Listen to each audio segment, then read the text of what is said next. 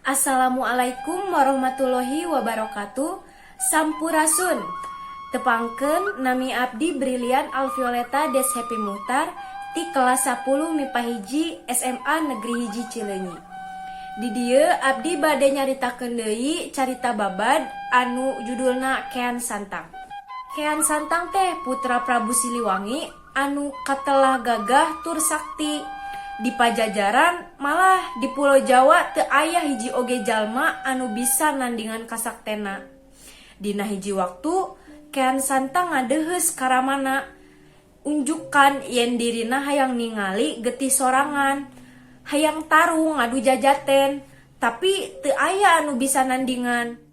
Ngadangu kasawuran putrana kitu, Prabu Siliwangi geuwat bae nyawuran para ahli nujum karajaan. Menta bolongan, sugan we aya jalma anu bisa nandingan kasakten Kean Santang. Ditanya kitu, para ahli nujum teh kabehanana ngabige, teu aya nu nembal. Ngan teu lila ujug-ujug aya aki-aki anu nyamperkeun ka Kanjeng Prabu. Kanjeng Prabu, kaula bisa nuduhkeun saha jalma anu bisa nandingan kasakten tuang putra. Jauh pisan eta jelema teh, ayana di nageri Mekah, ngaranna Bagenda Ali. Saha kira-kirana anu unggul lamun anak kaula tarung jeung Bagenda Ali? Kanjeng Prabu alik naor. Aneh pisan. Sameme ngajawab eta, aki-aki teh geus ngaleungit. Duka ka mana ngilesna? Ti harita Kean Santang teu geunah cicing. Hayang geragok patepung jeung jalma nu ngaranna Bagenda Ali. Hayang gera tarung ngadu jajaten. Hiji waktu Kean Santang pamitan karamana Prabu Siliwangi.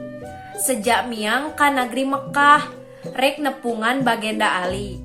Sanggeus diwidian kuramana, gijlek bae anjeunna angkat ti Pajajaran.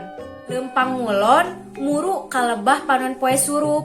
Bubuhan jalma sakti lempang nateh napak kancang, nyaeta lempang dina kulit cai, nyeak gancang kaditu kakulonkeun. Barang nepi ka nagri Mekah, Kean Santang patepung jeung aki-aki nu keur nyuhan handapeun tangkal korma. Pok Kean Santang nanya, "Ki, cing tuduhkeun di mana ayana Bagenda Ali teh?" Eta aki-aki teh ukur melong. Neges-neges ka nu anyar datang. Saha ujang teh? Pokna kalah malik nanya. Kaula teh Kean Santang ti Pulau Jawa. Kaula hayang patepung jeung Bagenda Ali. Cenah anjeunna teh jalma sakti. Kaula hayang ngadu jajaten. Kitu. Yuk atuh tuturkeun aki. Ceuk eta aki-aki teh bari ngajak indit ti dinya. Kean Santang nuturkeun. Tapi karek oge sababaraha lengkah, pok aki-aki teh nyarita. Iteuk aki tinggaleun, cing pang nyokotkeun ujang. Kean Santang geuwat balik deui, maksud rek mang nyokotkeun iteuk. Ari iteuk si aki teh nancep deket tangkal kurma. Barang eta iteuk dicabut, bet karasa pageuh. Kean Santang nyabut deui beuki bedas.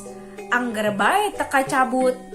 Kean Santang mapatkeun ajian nyabut deui eta iteuk sataker tanaga. Aneh pisan, lain iteuk anu kacabut tapi kalah sukuna anu ambles kana taneuh. Kitu we jeung kitu bae. Unggal manehna nyabut, sukuna malah beuki mebes kana taneuh. Kean Santang geus ngoprot kesang. Iteuk angger teu bisa kacabut. Manehna mimiti boga curiga yen aki-aki nu boga eta iteuk teh lain jalma samanea. Keur kitu aki-aki teh geus digigireun. Saha saenyana andika teh Ki?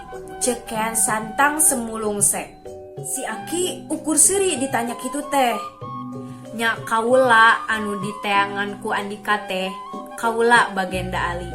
Ngadenge kitu rumpuyuk bae Kean Santang nyuuh kana sampean Bagenda Ali. Manehna sadar yen kasakten dirina teh ngan saukur tungtung buku. Amun dibandingkeun jeung kawedukan Bagenda Ali. Kaula taluk sumerah diri hoyong guguru ka Kanjeng Bagenda, cek Kian Santang. Heug, tapi Andika kudu ngucapkeun sahadat heula, asup agama Islam, walon Bagenda Ali. Ti harita Kian Santang asup agama Islam sarta terus guguru ngulik bag-bagan agama Islam di negeri Mekah.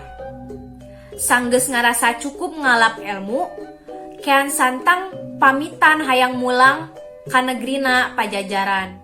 Ku Bagenda Ali diwidian kalayan dibere pancen yen Kian Santang kudu nyebarkeun agama Islam di Pulau Jawa. Aya dua rupa barang anu dibekelkeun ku Bagenda Ali, nyaeta tasbih jeung kitab Al-Qur'an. Kian Santang mulang deui ka Pajajaran nyebarkeun agama Islam. Teu saeutik rahayat Pajajaran anu ngagem agama Islam. Ari Ramana Prabu Siliwangi teu kersaeun ngagem agama Islam. Dibarengan ku sawatara prajuritna, Prabu Siliwangi ninggalkeun karaton, ngungsi ka hiji tempat di Pakidulan Garut. Didinya anjeunna ngahiang, ngaleungit tanpa wujud. Ari prajurit nama minda rupa jadi maung. Sakitu wae anu kapihatur. Hapunten bilih aya kalepatan, wabillahi taufik wal hidayah. Wassalamualaikum warahmatullahi wabarakatuh.